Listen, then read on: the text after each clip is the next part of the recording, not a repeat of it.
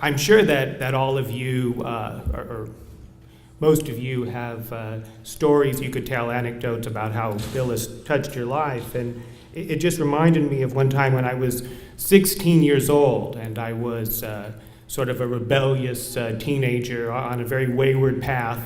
And my mom called Bill in to give me the scared straight talk. Do you remember that, Bill? And I remember you were very, very convincing. And I think it was not long after that I started to get my act together. So I want to thank you.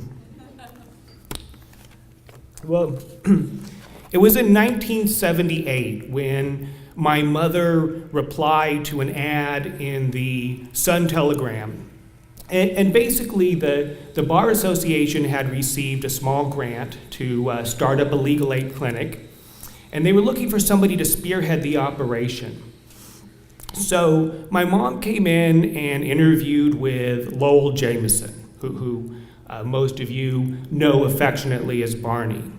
And Barney was a decorated Air Force veteran, a man of great character and vision. He presided for 20 years as the executive director of the San Bernardino County Bar Association. And he would ultimately become a great friend to me and my mother, and somebody who would play a major role in shaping our lives. Now, my mom applied for this job, and she had no college degree, no legal experience, not very much job experience outside of waitressing. But what she did have was a great sense of ambition and an entrepreneurial spirit and a lot of chutzpah and a heart to help people in distress, especially poor women and children. All qualities that would come in very useful and necessary in the role that she would assume. So Mom came in and interviewed, and she and Barney hit it off right away. She was offered the job. She took the job. And really, the legal aid clinic would become for her not just a job, not just a career, but a calling. It would become her it gave her a great sense of purpose for the next 35 years, up until her passing on July 4th of this year. And as she was getting ready for her first day at work, she called Barney and she said, "Where should I report for duty?" And Barney said, "You know, Roberta, therein lies our first problem. You see, we don't have any budget for office space. So the first thing that I need you to do is to sort of go out in the community and pound the pavement and find someone to donate facilities to us." So my mom did this, and she found someone and worked out a deal to get free office space. So she came to Barney and said, "We've got our brick and mortar. We're ready to get started. Are we going to hire a staff of lawyers to serve all these new clients that we're expecting?" And Barney said, "Oh, Roberta, we definitely don't have any budget for that."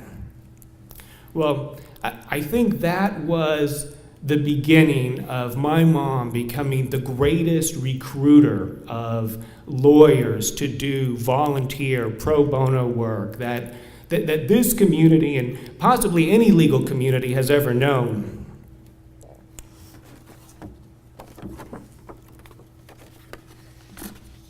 Now, in time, there was more budget and some funds for rent and to hire staff attorneys, and but really, for 35 years, the clinic operated on just a shoestring budget.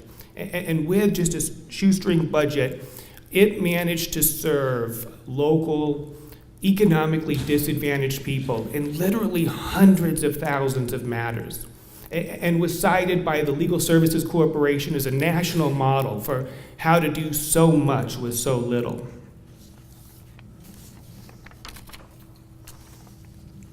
If you've been to the clinic, and I know many of you have, and many of you have volunteered there, you know that every day it's open for business to do paperwork for clients in family law matters and unlawful detainers.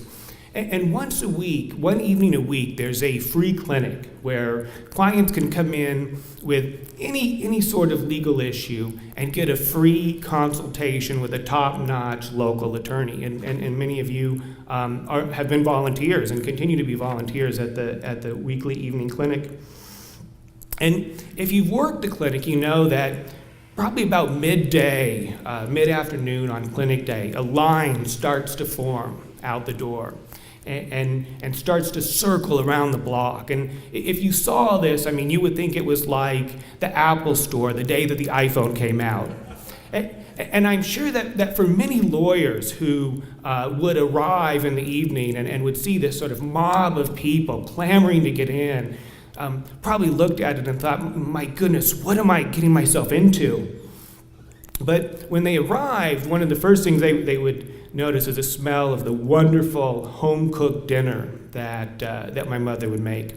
And every week it was a different menu, a different theme. My mom would labor sometimes all day, all night, making fire engine chili, marinara sauce from scratch that would simmer on the stove all day, pot roast and vegetables, homemade cheesecake, freshly baked chocolate chip cookies. And I've got to tell you that for the lawyers who came to volunteer, I'm sure that the primary incentive was to come and do public service, but these dinners really helped to seal the deal. My mom saw the mission of legal aid as being part of the collective responsibility of all of our legal community. She liked to remind people what a privilege it is to be able to practice law, to have a legal education, to have a great career, to have a good standard of living, that these are all blessings. But with those blessings comes a responsibility to help take care of the people at the bottom, the people that she liked to say could afford our services the least, but needed it the most. And so often in the daily grind of practice and life, it's easy to sort of lose sight of that responsibility. But I'll tell you, my mom was always there to remind you. As I look at the recipients of this award historically, people like Ken Needham, Milt Dawson, Bill Shapiro, Mike Scafidi, all of these were friends of the family, people who I looked up to, role models who inspired me to go to law school and become an attorney, and people who have helped my mother and the Legal Aid Society immensely over the years. I know that my mom would be so honored to have her name placed on this award. And really, I think it's so fitting that the first recipient of the award named now the Carney Needham Schaus Award is Mr. Richard Simon. And first of all, because Dick was such a close friend of my mother's. He was somebody who she would go to for counsel and help and encouragement. And he was a faithful friend who was always there for her for many, many years.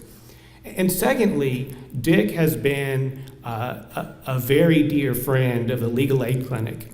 He has volunteered so much that you would think he was a staff attorney. He has, and I'm not talking about just recently, but since the 70s, since the inception of the organization,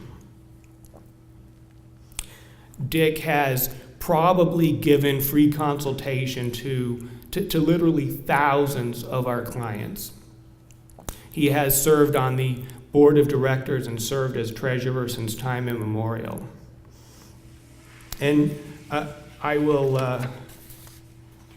tell you a little trivia about Dick that you may not know. He was born in Brooklyn, grew up in Brooklyn, went to Brooklyn Law School, came out to San Bernardino in 1966 and has been a fixture here in our community ever since. His favorite sports team is still the Brooklyn Dodgers, and he is the reigning U.S. champion or record holder as a senior power lifter in squatting, bench press, and deadlifts.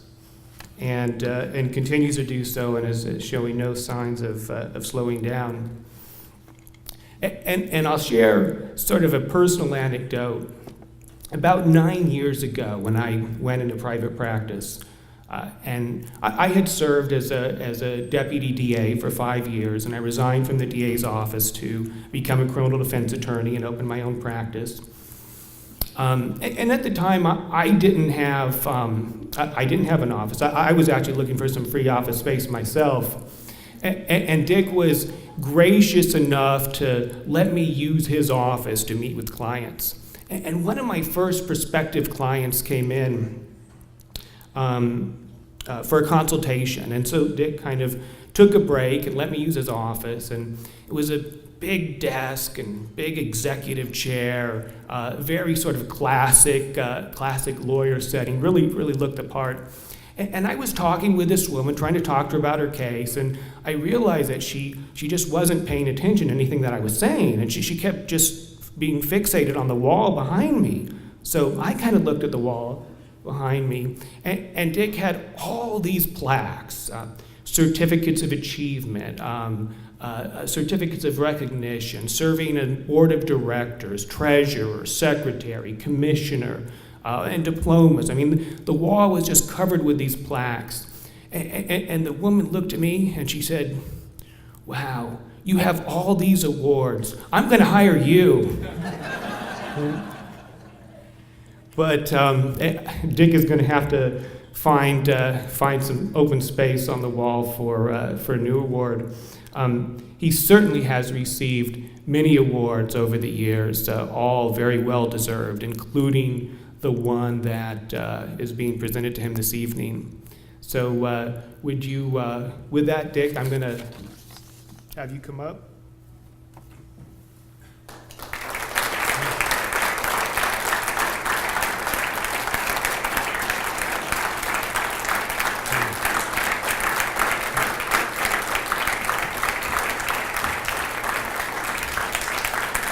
And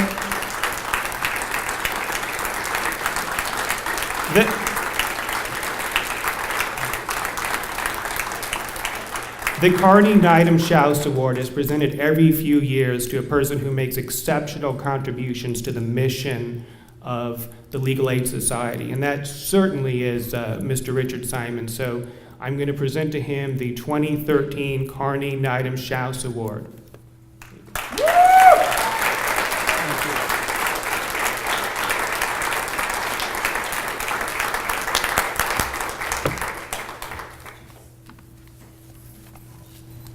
Thank you, Neil, for those kind words. And I want to thank the officers of the Legal Aid Board for their comments that were published in the latest issue of the Bulletin. I only wish my parents were alive to read and hear these words. My dad would be beaming with pride, and my mom would actually believe them. I'm so honored to receive this award that honors Matt Carney, Ken Needham, and to be the first recipient of the award that bears the name of Roberta Schaus. I worked with Roberta since that first clinic opened. I was in a dingy office in Fontana. We had a clinic and there would be maybe 2 or 3 attorneys there, one of whom incidentally was Bill Shapiro. He was one of the first. Over the years, Roberta started from that little dingy office in Fontana and worked to establish the Legal Aid Society and made it the greatest organization of its kind that we have, serving tens of thousands of clients every year. Roberta had many amazing talents. One of them was, as Neil stated, the talent to attract volunteer attorneys. You know, once we established the clinic and out of that office in Fontana, we would have a clinic each week in San Bernardino at first, and we needed 10 attorneys or so to man the clinic. And Roberta was just an ace, and we were never short of attorneys. And again, those wonderful dinners that she made it worthwhile, if for nothing else. Roberta was also a great defender of lawyers and the legal profession, and she would sing our praises at every opportunity. She devoted her life to legal aid. Not only did she run the organization, but she devoted her spare time. This was the spare time after she worked 2 other jobs besides legal aid. But she devoted whatever was left of the spare time to keep the doors open by raising funds. She would befriend politicians of every political persuasion, from the far left to the far right and in between, if they were able to dedicate funds to legal aid. Her methods were creative, sometimes unusual, always effective. For instance, I recall a fundraising dinner she raised for a candidate running for the Board of Supervisors. Roberta arranged to host for the dinner, a sponsor to pay for it, make arrangements with caterers, and sent out invitations. As a result, about 50 people attended. But at the dinner, to liven things up, Roberta arranged to have a debate between the candidates. Obviously, she was the only candidate there. So Roberta introduced me, unknowns to me, as the opponent's dentist, to whom he confided all his schemes to speak on his behalf. So Roberta's candidate spoke and outlined her agenda of what she would accomplish as supervisor. Then I proceeded to argue that the opponent would be the best supervisor money could buy, and money could buy him. Well, anyway, Roberta's candidate won the election, became a great friend of legal aid, and a source of funds from the county for years to come. Paperwork and record keeping were not Roberta's strong points. She would do things her own way, to the consternation mostly of Barney Jameson, and take shortcuts wherever she could. But as a result, and Neil mentioned this, we had an audit from the Federal Legal Aid Services Corporation. They found that we were the most cost-effective legal aid provider in the country, and we used as a model for the program. Roberta's devotion to the legal profession was an inspiration for her son Neil, now a successful attorney, and who likewise devotes his services to the less fortunate. Roberta will surely be missed, but she left an important legacy. May her memory be a blessing. The Bible, the Old Testament or the Torah, has 613 commandments, which instruct us what to do and what not to do. Written several millennia ago, many of the commandments are not applicable in the modern world. For example, I seldom find it necessary to bring an unblemished bull to the temple to be sacrificed. I think if I did, I'd be in big trouble with some animal rights organizations, not to mention the Board of Health. Anyway, the commandments regulating morality and conducting our lives ethically are still applicable and are powerful sources of inspiration today. One commandment, taken from Leviticus, stands out in my mind and is a source of personal guidance for me. It states, "When you reap the harvest of your land, do not reap the edges of the field, or gather the gleanings of your harvest. Leave them for the poor. Well, I'm not a farmer, and I don't have an agricultural field to be harvested. My field, our field, is law. And by analogy, I feel obligated to provide a portion of my practice, the edges of my field, to the poor people of our community through the Legal Aid Society of San Bernardino. In Proverbs commands us to champion the poor and the needy. Helping fellow human beings in need is not a matter of charity, but of responsibility, of righteousness, and justice. Although I take this on as a responsibility, I feel I have benefit as much personally as the clients that I serve legally. There is great satisfaction knowing that I have tried my best to help someone and tried my best to change his or her life for the better. My practice is primarily involved in taxation and estate planning, and I earn my living helping people who have money to save money. But this rarely or ever changes the life or the lifestyle of my client.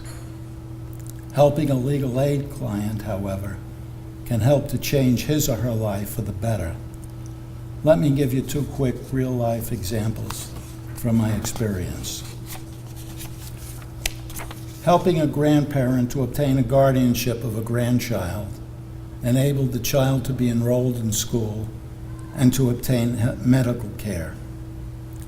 This was a life changer for them and for me. Helping a woman with children to stay in eviction for several weeks and saving the family from becoming homeless was a life changer and brought me more personal and professional satisfaction than saving a wealthy person from paying more taxes. I urge all of you to consider devoting a little time, the edge of your field, to the cause of providing legal services to the poor and the helpless.